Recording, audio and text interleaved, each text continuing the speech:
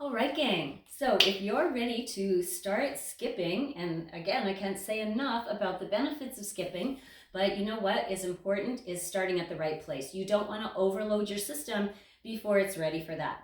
So whether you have knee issues or you're just really new to the whole action of skipping, here's a way to get started. And that is without a rope and doing what we call bopping. Okay, so that means your toes are going to stay on the ground.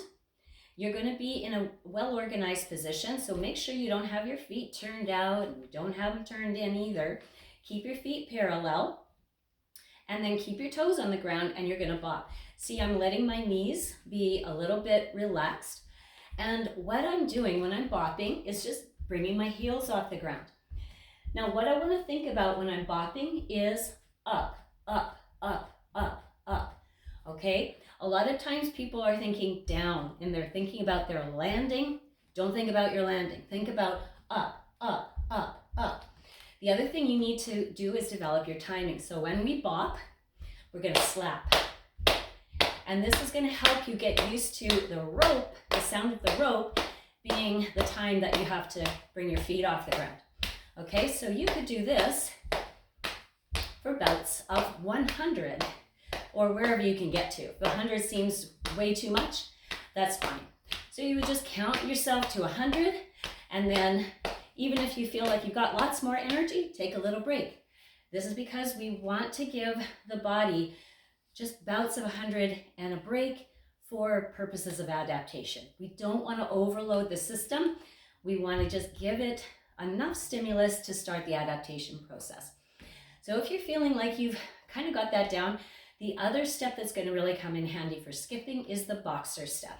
So when you imagine a boxer, how a boxer moves is kind of like this kind of thing.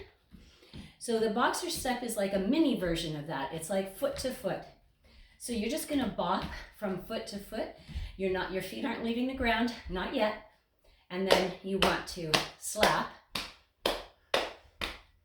Okay, and this will help you get ready for the boxer step in skipping. All right, just want to give you one more thing, because probably before you're ready for a rope, you're going to have made some progress with your straight bop and with your boxer bop.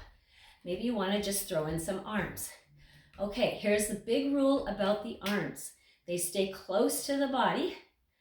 Your elbows are bent, but you're going to drop your hands and then you're going to flick. That's what you do with the rope, so you can start practicing that without a rope. Okay, I'm bopping and I'm flick, flick, flick, flick, flick. Where I would have before slap, slap, slap. Now I'm flick, flick, flick, flick, flick. Boxer step, flick, flick, flick. Bouts of 100. How many bouts should you do? Well, that's up to you. Maybe try 5, go to 10, go to 20, see whatever your body can tolerate. But that's a great way to get started, and I'll show you the next step in the next video.